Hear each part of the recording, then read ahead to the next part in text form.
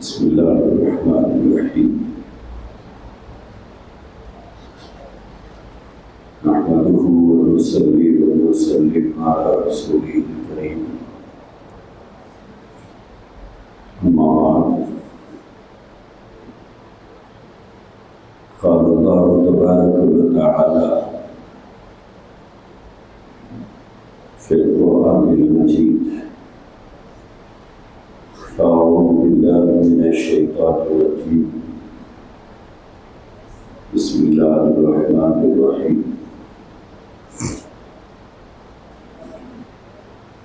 إن الله لا يغير بقوم حتى يغيروا ما بأنفسهم.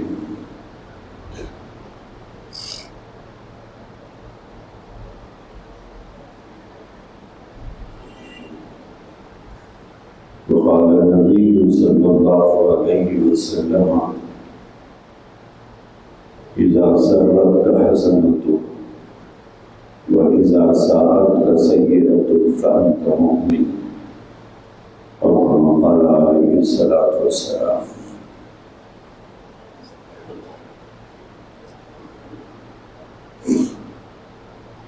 بزرگان محترم،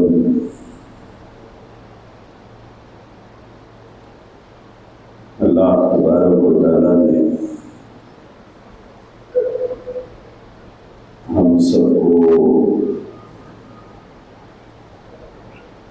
رمضان المبارک کی دہلیز تک پہنچا دیا ہے۔ اللہ کرے کہ ہم سب کو ماہ رمضان المبارک کی حیات عطا فرمائے۔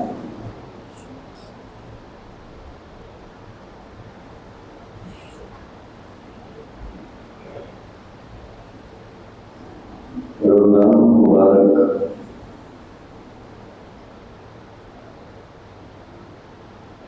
ہم سب کی زندگیوں میں کئی بار آیا ہے۔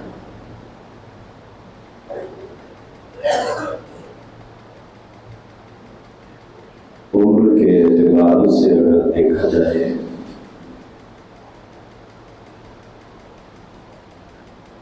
کسی کی زندگی میں 20 بار، کسی کی زندگی میں 30 بار، کسی کی زندگی میں 40 بار، کسی کی زندگی میں 50-60 بار بھی آیا ہے۔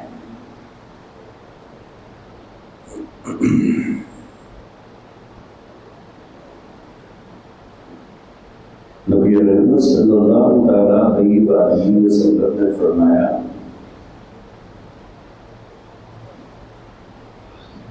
ایک رمضان المبارک کا مہینہ اگر کسی آدمی کو میسر آ جائے، صرف ایک رمضان،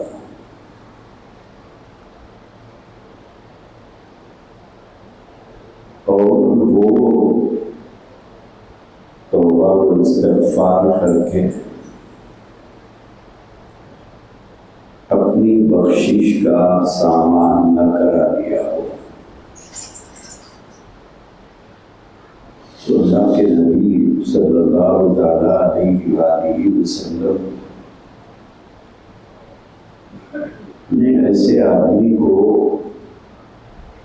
اپنے آپ کو تباہ کرنے والا بتایا ہے۔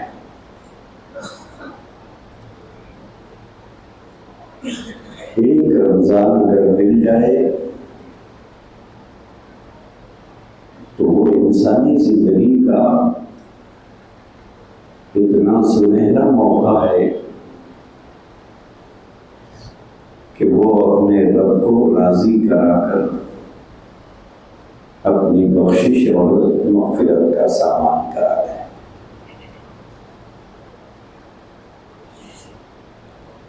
شرط یہ ہے کہ آدمی پہلے سے اپنے ذہن میں یہ بات بٹھا لے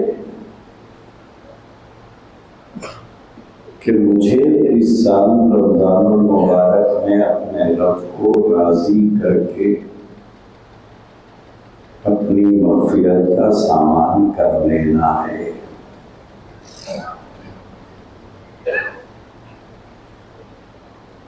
جب آدمی کا ارادہ پختہ ہو، عزم مسلم ہو،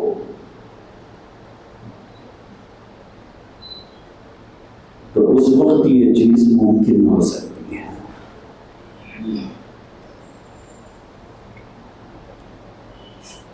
رمضان المبارک کی آمد کا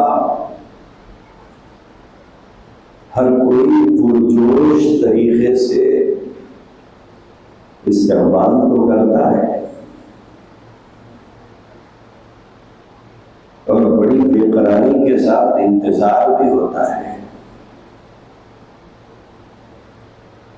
لوگ دن گنتے رہتے ہیں۔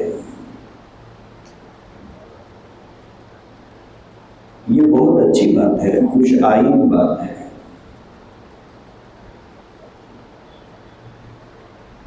لیکن یہ ان لوگوں کے لیے خوشی کی بات ہے جو واقعتاً ماہ رمضان المبارک کی صحیح قدر کرتے ہیں۔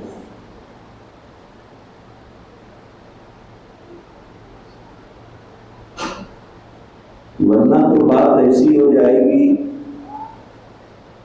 کہ سورج نکلنے کی اطلاع پا کر نابینا آدمی خوش ہو رہا، یا چاند نکلنے کی خبر سن کر اندھا خوشی منا رہا، اس کا کوئی فائدہ تو ہے نہیں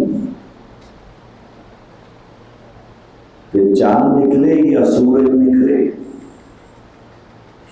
اس کے لیے تو سب کچھ اندھیرا ہے۔ تو وہ آدمی جو ماہ رمضان المبارک کی قدر کرتا ہو، اس کے لیے ذہن میں پہلے سے منصوبہ ہو، رمضان المبارک کے مہینے کو گزارنے کا ایک پلان ہو۔ جیسے ہمارے گھر میں کوئی تقریب ہوتی ہے، چاہے وہ شادی ہو، چاہے ولیمے کی دعوت ہو یا کوئی اور دعوت ہو، تو ہم پہلے سے ایک پلان تیار کرتے ہیں اور کئی دنوں پہلے سے اس کی تیاری کرتے ہیں۔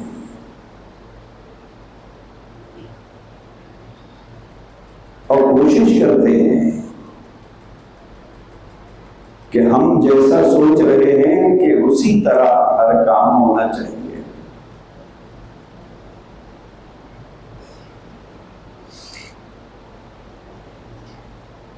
تاکہ کسی قسم کا کسی معاملے میں انتشار نہ ہو، کسی قسم کی کوئی گڑبڑ نہ ہو،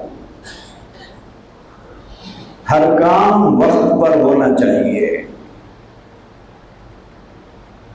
جیسے وہ پلان تیار کرتے ہیں،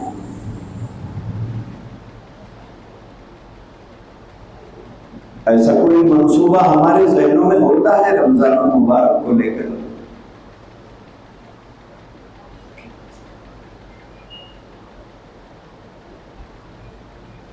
ایک طبقہ تو وہ ہے جو روزہ ہی نہیں رہتا، جوان ہے، طاقتور ہے، کسی قسم کی مجبوری نہیں ہے، کوئی معذوری نہیں ہے، شرعاً کوئی عذر نہیں ہے، لیکن اس کے باوجود روزہ نہیں رہتا۔ ایک طبقہ وہ ہے جو تراویح نہیں پڑھتا،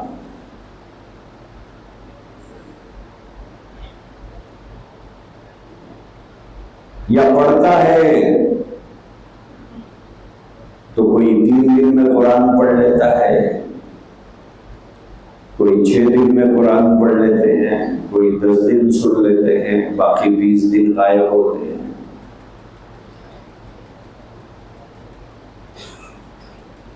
ایک طبقہ تو یہ ہوتا ہے دوسرا طبقہ وہ ہے جو روزہ بھی رکھتا ہے، تراویح بھی پڑھتا ہے،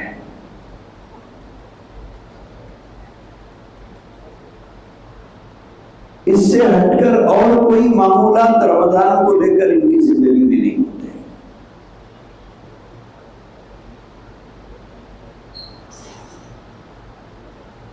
جو کچھ کر رہے ہیں یقیناً وہ قابل تعریف ضرور ہے، لیکن سوچنے والی بات یہ ہے ہمارے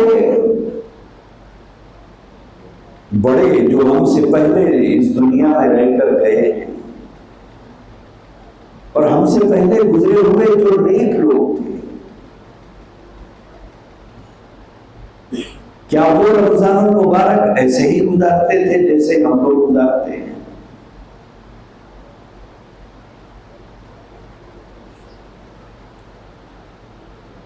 اپنے اپنے دل سے سوال کر کے دیکھیے کہ ہم میں سے کتنے لوگوں نے یہ طے کیا ہے کہ مجھے تراویح کہاں پڑھنا ہے؟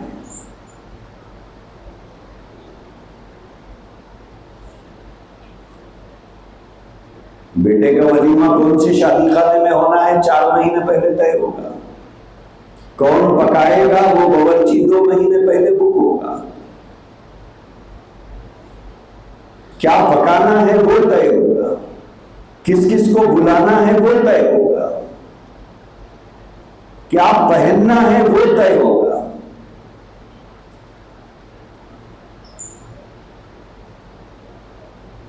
رمضان کا چاند نظر آ جاتا ہے، بعض لوگ پوچھتے پھرتے ہیں کہ اس مسجد میں کتنے پارے ہیں، اس مسجد میں کتنے پارے ہیں، کتنے بجے عشاء ہوگی۔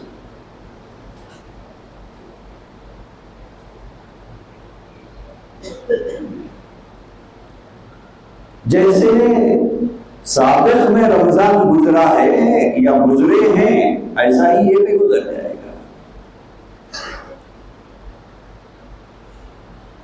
جو چیز غیر منصوبہ بند طریقے سے گزاری جاتی ہے،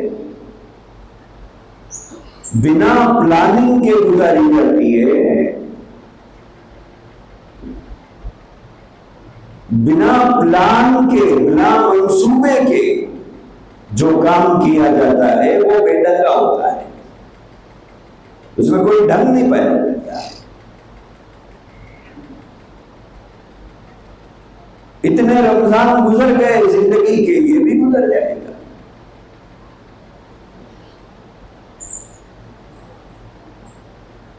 اور رمضان گزرنے کے بعد پھر ہم ویسے ہی ہو جائیں گے جیسے ہم شعبان میں تھے۔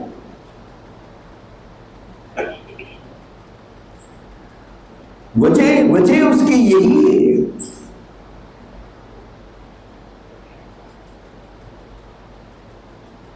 کہ ناقدری۔ علماء نے لکھا ہے کہ جو آدمی ماہ رمضان المبارک کو صحیح قدر کرتے ہوئے گزارتا ہے، اوقات کو ضائع نہیں کرتا، وقت کو برباد نہیں کرتا،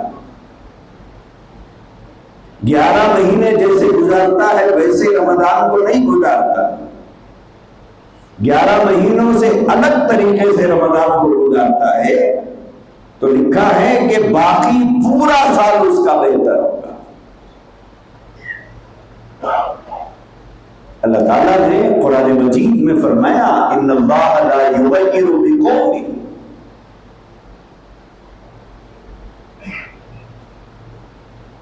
کہ اللہ تعالیٰ کسی قوم کی حالت کو اس وقت تک نہیں بدلا کرتے ہیں، کسی کی حالت کو، آپ کی حالت کو، میری حالت کو اللہ نہیں بدلتے۔ کب تک نہیں بدلتے؟ حتیٰ یغیروا ما بانفسہم، جب تک کہ وہ خود بدلنا نہیں چاہتا۔ جب تک میں بدلنا نہ چاہوں اللہ میرے حالات نہیں بدلے گا۔ جب میں بدلنا چاہوں اللہ تعالیٰ اسباب پیدا کرے گا، ذرائع پیدا ہوں گے، حالات ایسے اللہ بنائے گا، ماحول ایسا کریٹ کرے گا کہ جس میں ہماری ہدایت کے اسباب پیدا ہوں گے۔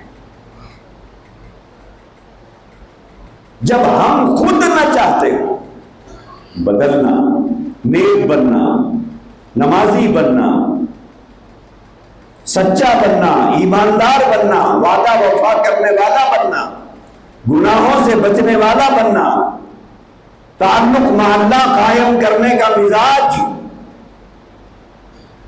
یہ چیز ہمارے اندر ہے ہی نہیں، تو اللہ کو بھی ہماری کوئی ضرورت نہیں ہے۔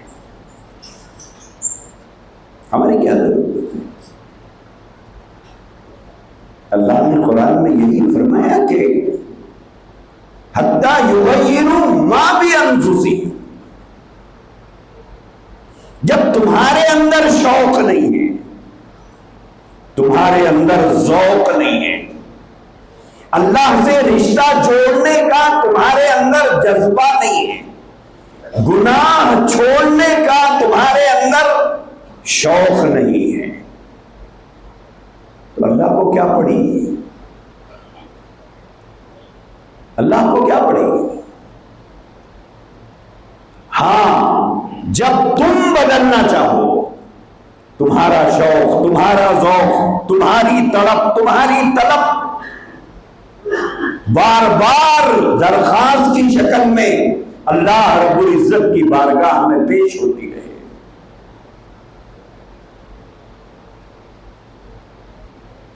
اس وقت تمہارے حالات کو بدلنے کے فیصلے آسمانوں پر ہوں گے۔ شرط یہ ہے کہ تم چاہو بدلنا۔ اسی لیے لکھا ہے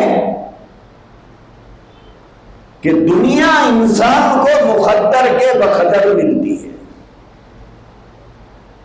آپ کو مجھے دنیا اتنی ہی ملے گی جتنی اللہ نے مقدر میں لکھا ہے۔ سر نیچے پیر اوپر کر لو، ایک دانہ زیادہ نہیں ملے گا، لیکن دین انسان کو طلب کے بقدر ملے گا۔ دنیا مقدر کے بقدر، پوری دنیا کی طاقت مل کر اگر رب غریب رکھنا چاہے تو مالدار نہیں بنا سکتی، اور کسی مالدار کو رب مالدار رکھنا چاہے تو کوئی اسے غریب نہیں بنا سکتا۔ کئی عزت داروں کو لوگ ذلیل کرنا چاہتے ہیں لیکن ہو نہیں سکتا، ہو نہیں سکتا، کیونکہ عزتیں آسمان سے تقسیم ہوتی ہیں، وہ انسانوں کے ہاتھوں میں نہیں دیا گیا۔ تو دنیا انسان کو مقدر کے بقدر ملتی ہے کہ رب نے اس کے مقدر میں کتنی لکھی ہے، اور دین انسان کو طلب کے بقدر ملتا ہے کہ اس کے اندر طلب کتنی ہے۔ اگر ہمارے اندر طلب ہے تب ہمیں دین ملے گا، اگر ہمارے اندر طلب نہیں ہے، ہمارے اندر دین کی ناقدری ہے، ہمارے اندر اعمال کی ناقدری ہے، دین کے افعال کی ناقدری ہے، اللہ نے فرمایا لا یغیر حتی یغیروا ما بانفسہم، جب تم کو خود اپنے حال کو بدلنے کی فکر نہیں ہے، ان اللہ لا یغیر بقوم، تو پھر اللہ بھی تمہارے حال کو نہیں بدلے گا۔ جیسے کئی رمضان آئے چلے گئے، یہ بھی چلے جائے گا۔ اس لیے دوستو پہلے سے طے کرو کہ مجھے تراویح کہاں پڑھنا ہے، مجھے کہاں تراویح پڑھنا ہے، مجھے نمازیں کون سی مسجد میں ادا کرنا ہے، میرے گھر کے، میرے دکان کے سب سے قریب کون سی مسجد ہے، نمازوں کے اوقات کیا ہے، تاکہ ایک مہینہ تکبیر اولیٰ کے ساتھ نماز ادا ہو۔ کوشش کرو پہلی صف میں نماز سنتیں ادا کرو. رمضان المبارک کے مہینے میں ایک نفل کا ثواب ایک فرض کے برابر ہوتا ہے. اسی طرح اپنے اوقات طے کرو کہ مجھے کتنی دیر سونا ہے. ایسا نہیں ہے کہ فجر پڑھ کے ہم سوتے ہیں. ایک بڑی اکثریت ہمارے پاس ظہر میں اٹھتی ہے، ظہر میں اٹھتی ہے.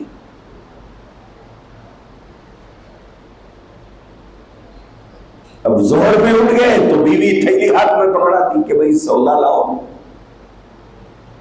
ماں نے تھیلی ہاتھ میں پکڑا دی کہ بھائی جاؤ سودا لاؤ. سودا لے کے گھر پہنچے تو گڈی ہاتھ میں دے دی افطار لاؤ. اب ظہر سے عصر تک کا وقت ہمارا جو ہوتا ہے عام طور پر وہ افطار کے اور افطار کے بعد کے کھانے کی تیاری میں نکال دیتے ہیں.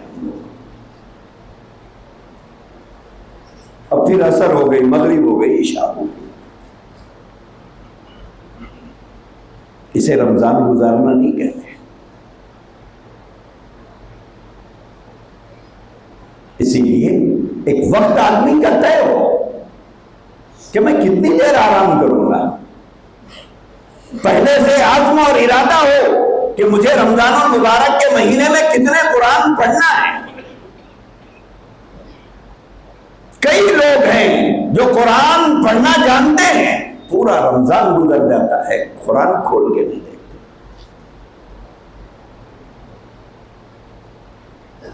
سب سے بڑی ہدایت کی کتاب قرآن مجید ہے. نبی رحمت صلی اللہ علیہ وآلہ وسلم پر نازل کی گئی کتاب، یہی کتاب ہدایت ہے، یہی دستور حیات ہے، یہی قانون زندگی ہے.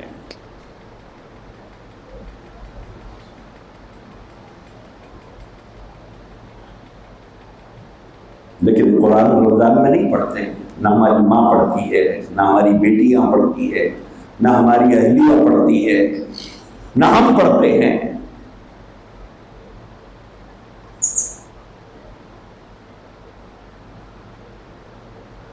شیخ الحدیث زکریا صاحب رحمۃ اللہ علیہ نے آبیدی کے اندر لکھا ہے کہ ہمارے گھر کی خواتین تمام گھر کا کام کاج کرتے ہوئے رمضان المبارک کے مہینے میں 16 سے 17 پارے روزانہ تلاوت کرتے ہیں.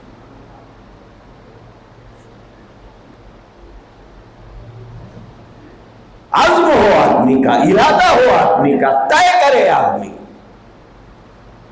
کتابوں میں ایسے واقعات لکھے ہیں کہ پوری رات قرآن مجید، ایک رات میں ایک قرآن مجید کی تلاوت.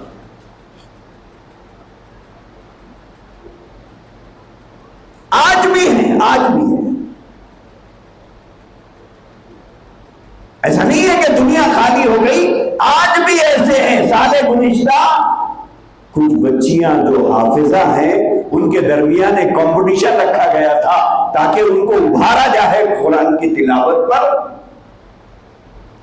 انہوں نے ایک رات میں ایک قرآن ہر آخرات میں پڑھی ہے. آج بھی ہے ایسے. اور بعضوں کی بدقسمتی یہ ہے پورا رمضان گزر گیا، نہ قرآن کھولا نہ قرآن دیکھا. ہاں، افطار کی ہر دعوت میں حاضری، کہیں ہم غیر حاضر نہیں. ایک کھانے کا مہینہ بن گیا. افسوس.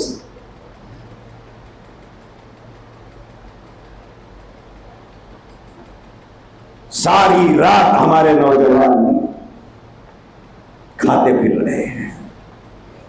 یہاں کی حریص مزے کی، وہاں کا مرق مزے کا، یہاں کے کباب مزے کے، وہاں کے مرچیاں اچھے، یہاں کے بھجیے اچھے.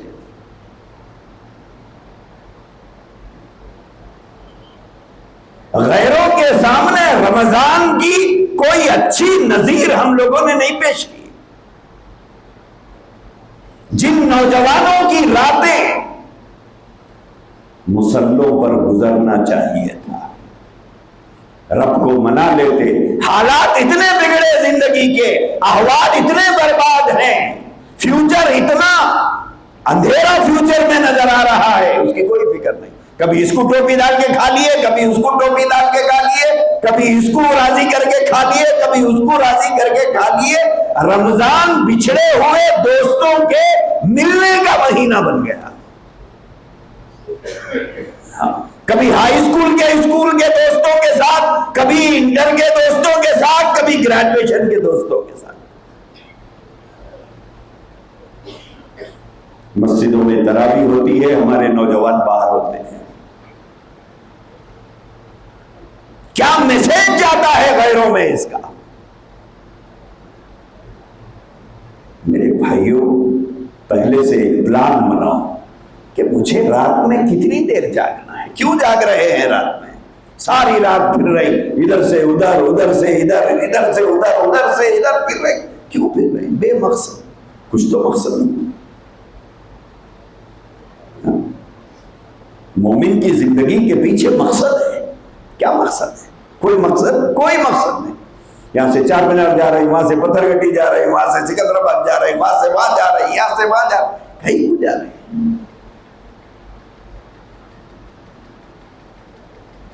کاہے کے لیے پھر رہے ہیں؟ کوئی وجہ نہیں. سحر تک پھرتے رہتے ہیں. بعض لوگ تو سحر بھی باہر کھاتے ہیں. رات بھر پھر کے فجر پڑھ کے جا کے جو سو گئے تو اب ظہر تک سو رہے ہیں. بوڑھا باپ کمانے جاتا ہے، جوان بیٹا ہمارا گردی کرتا ہے.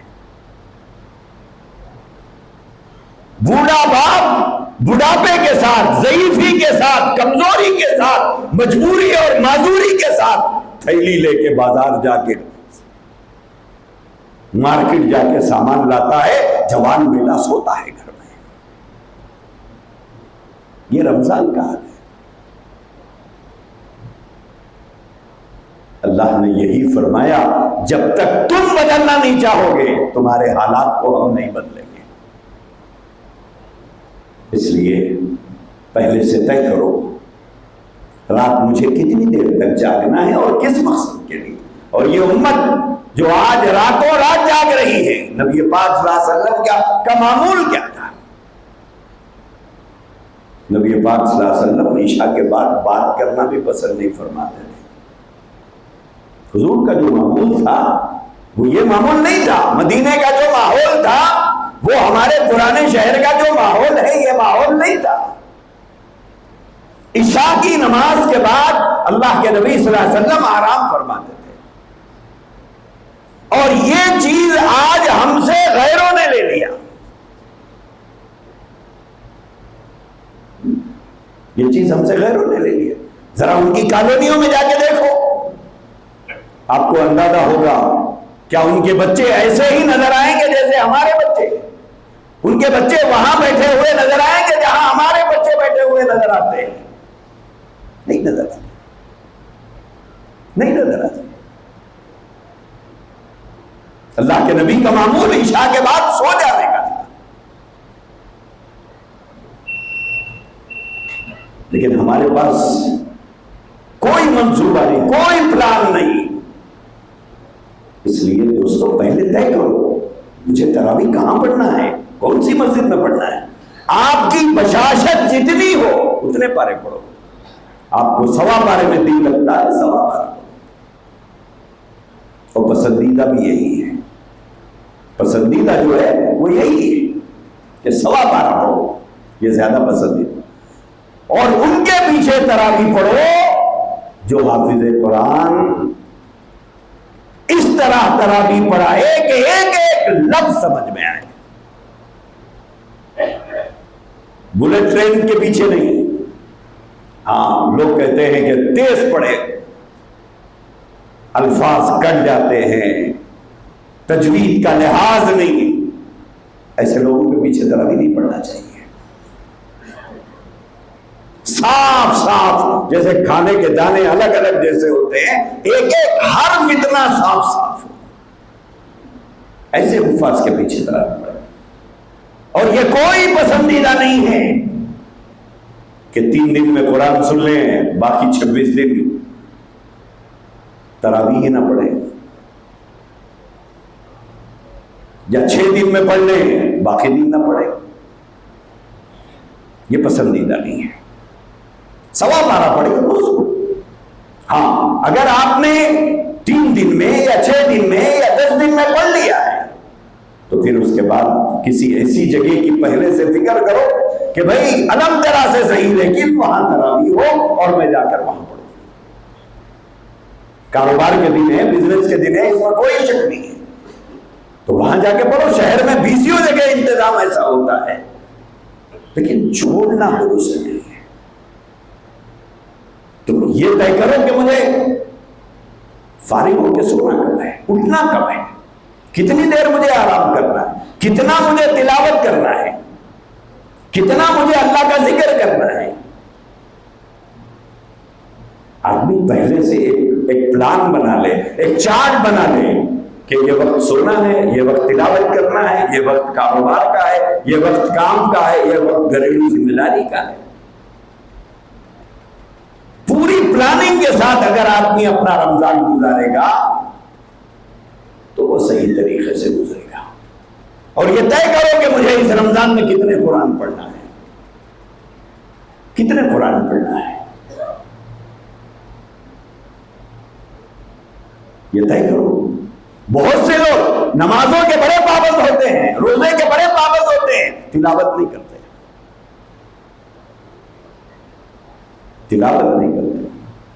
اللہ کے نبی نے فرمایا القرآن حجت لک او علیک، یہ قرآن کل تمہارے لیے یا تو سفارش کرے گا یا تمہارے خلاف گواہی دے گا، یہ تمہارے خلاف گواہی دے گا۔ اس لیے دوستو احتیاط سے رمضان گزارو، پہلے سے عزم کرو، ارادہ کرو، اللہ تبارک و تعالیٰ انشاءاللہ مدد فرمائے گا۔ وآخر دعوانا الحمدللہ رب العالمین۔